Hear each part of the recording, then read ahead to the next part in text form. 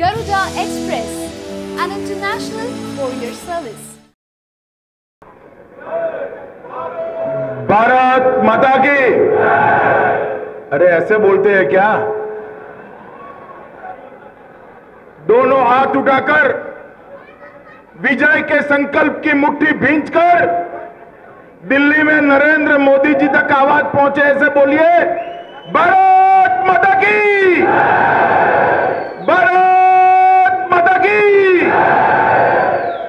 मंच पर उपस्थित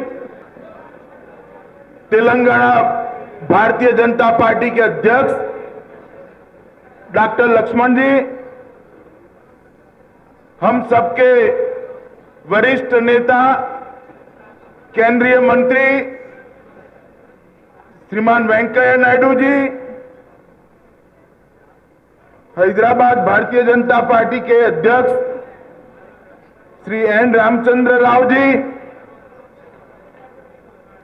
इसी शहर से सांसद बंडारू दत्तात्रेय जी, केंद्रीय मंत्री हंसराज आहिर जी,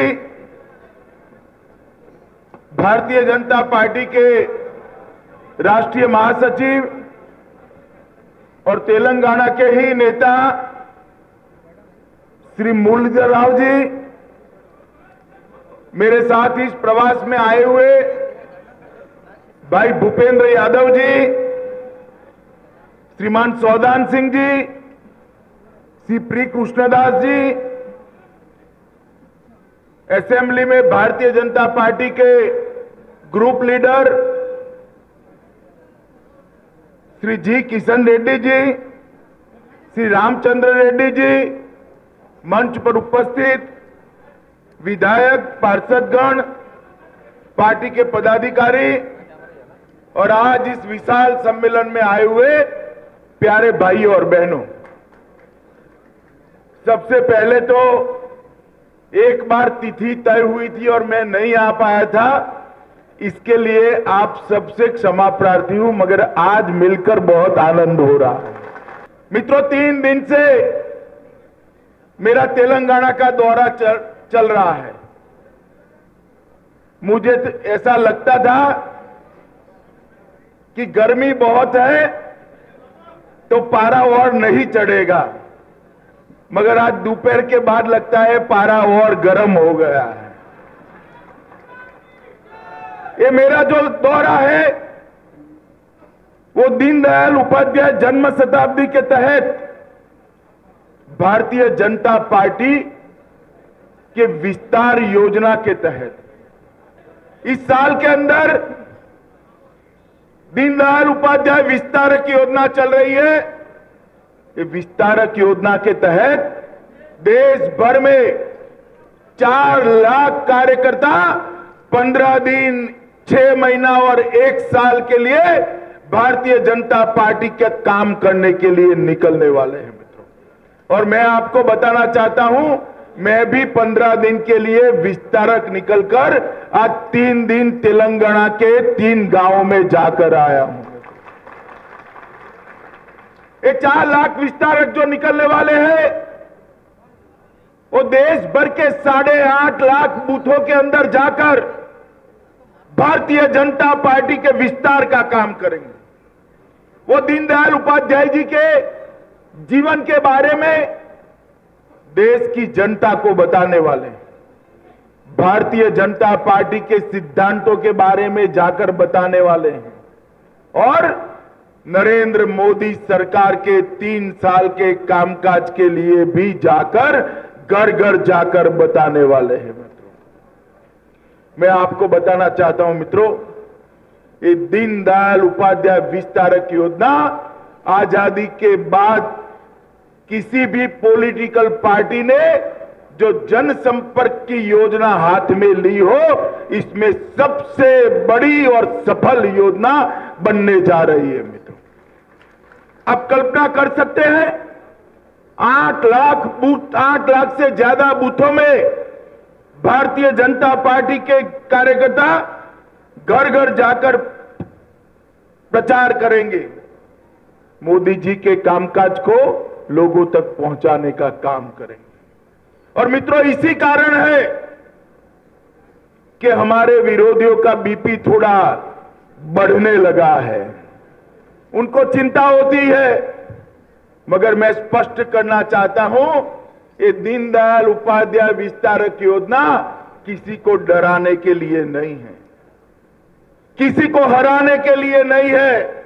ये भारतीय जनता पार्टी को हर बूथ में मजबूत पार्टी बनाने के लिए दीनदयाल उपाध्याय विस्तारक योजना।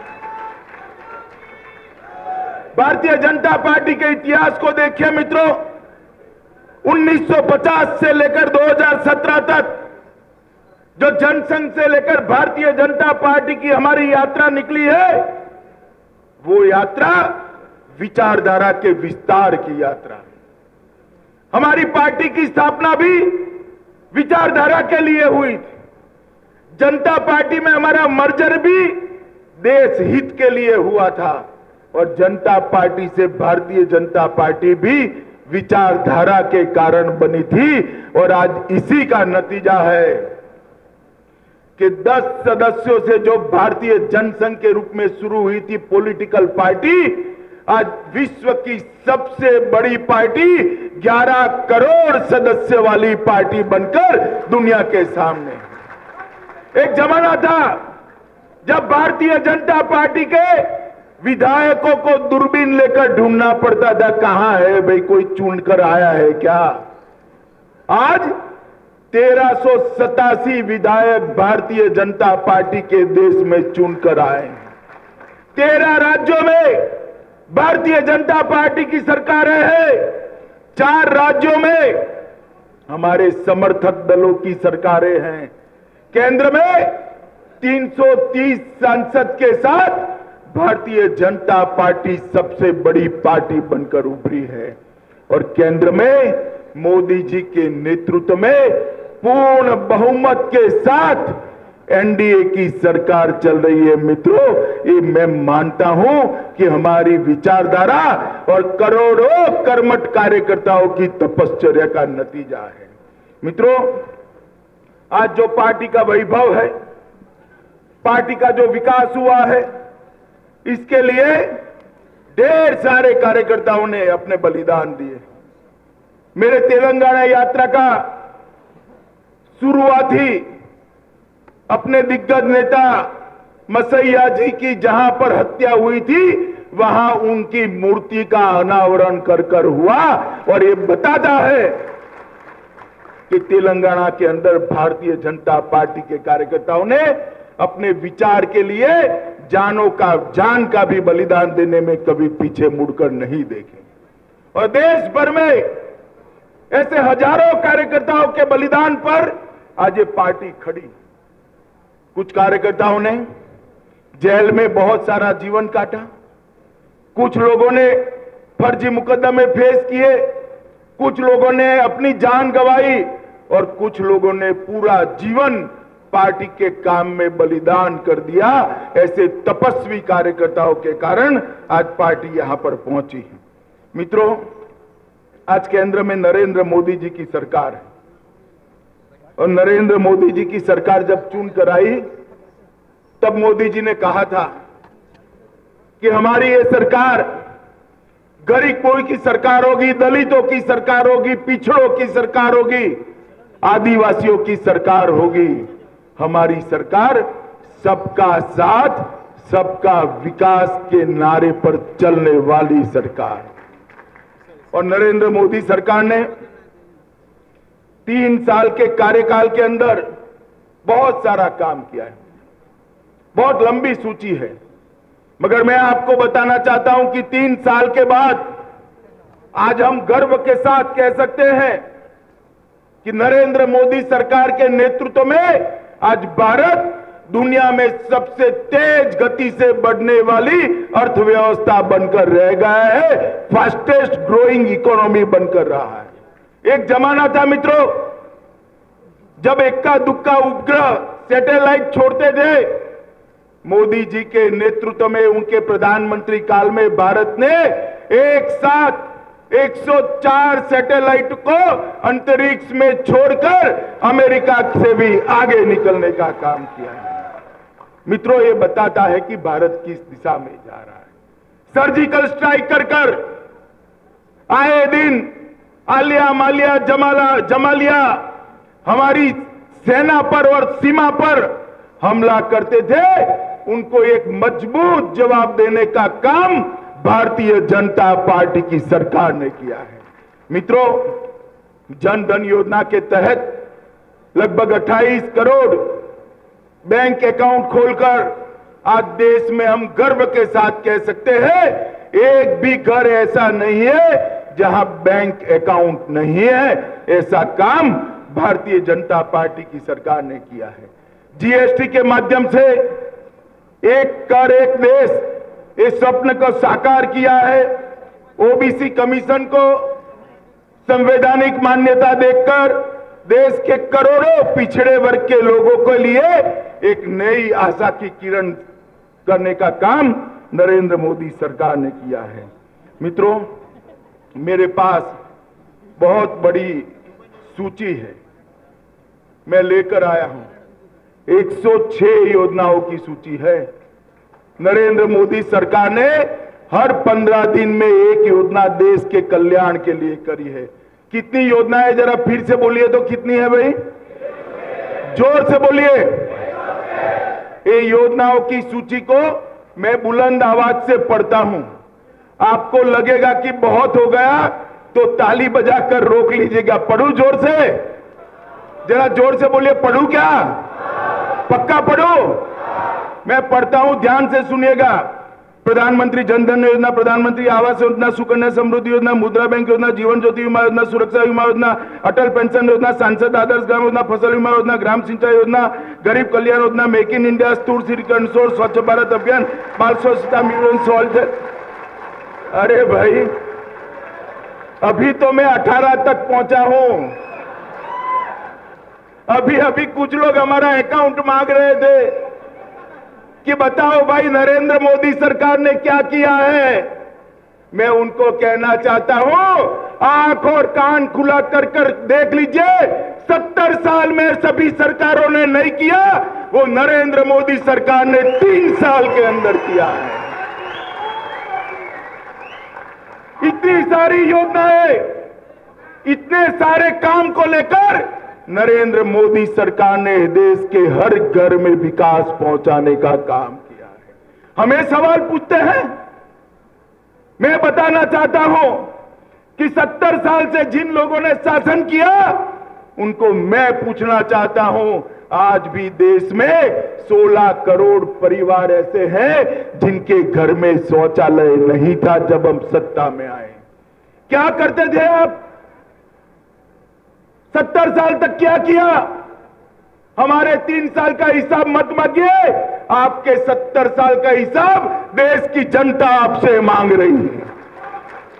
नरेंद्र मोदी सरकार ने एक ही साल में 4.5 करोड़ गरीबों के घर में शौचालय पहुंचाने का काम 3 साल के अंदर समाप्त कर दिया है।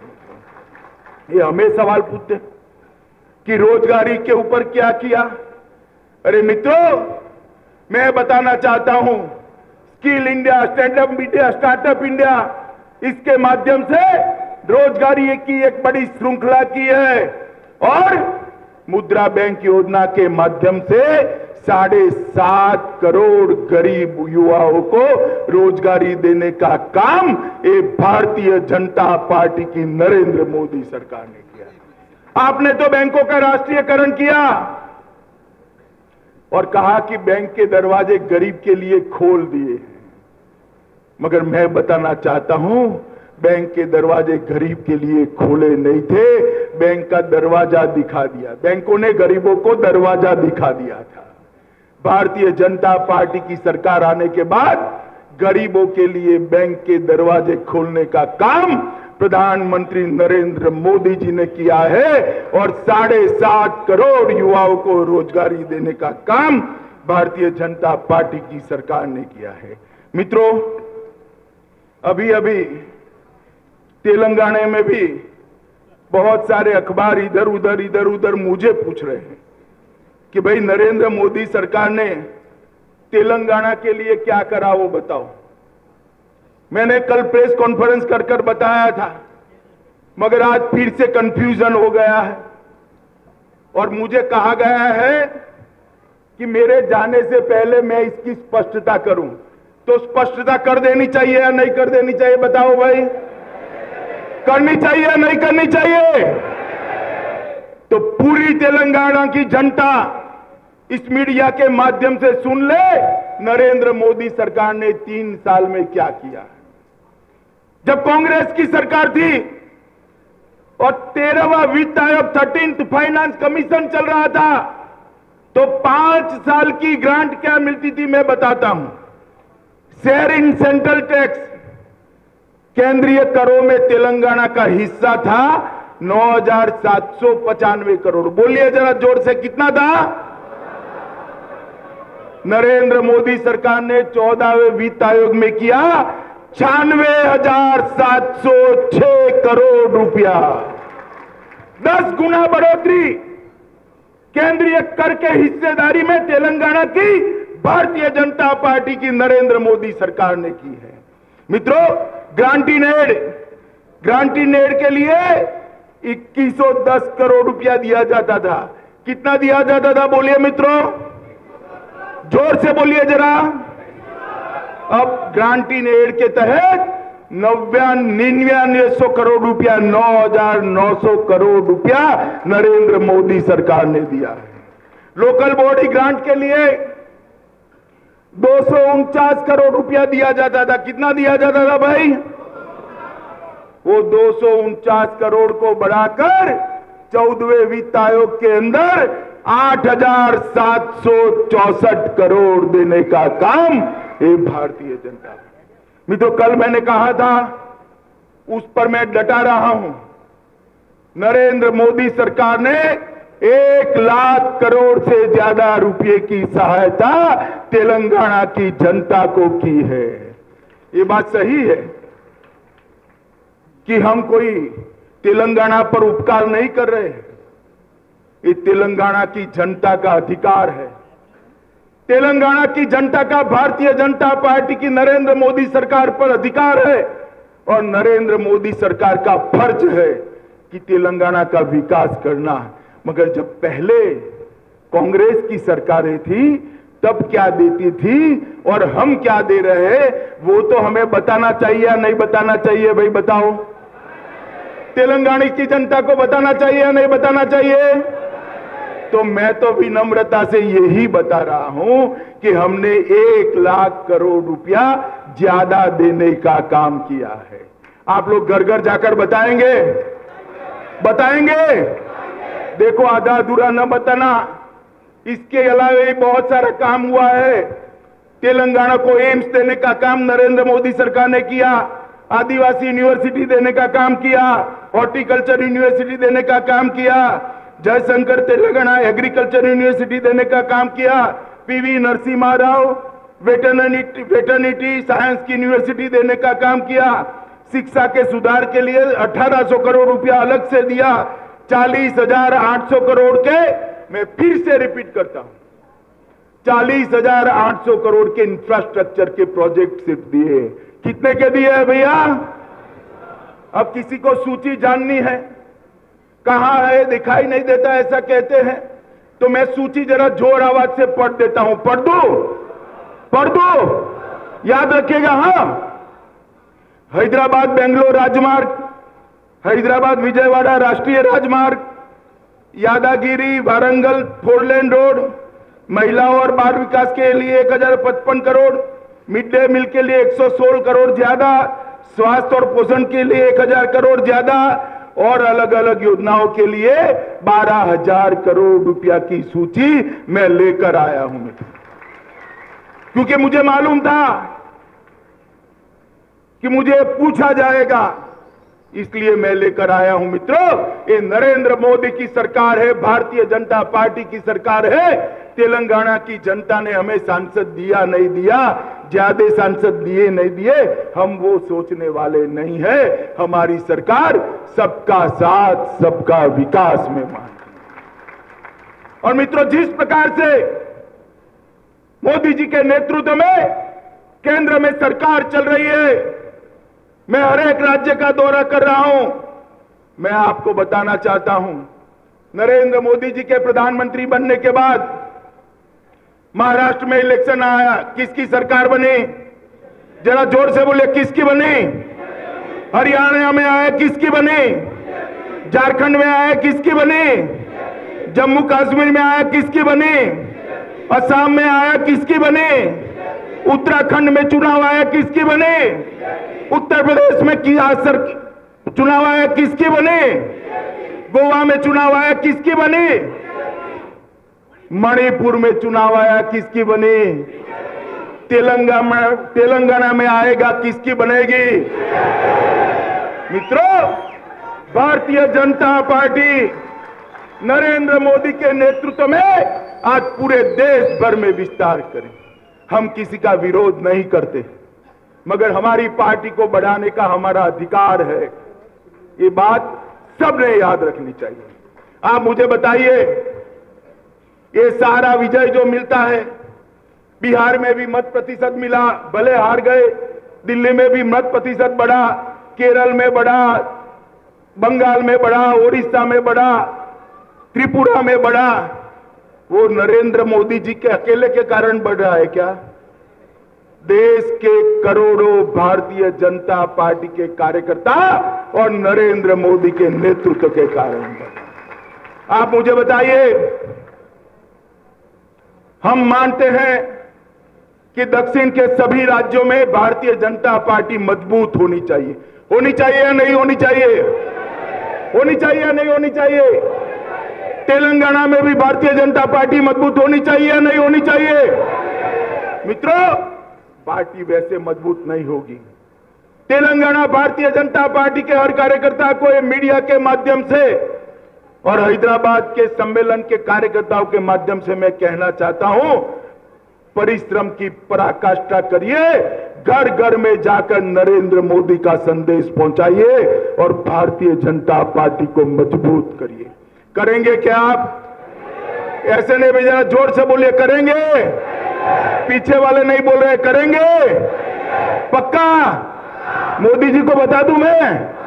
तो मेरे साथ दोनों हाथ ऊपर उठाकर, मुट्ठी भींचकर विजय के संकल्प के साथ बोलिए, भारत माता की।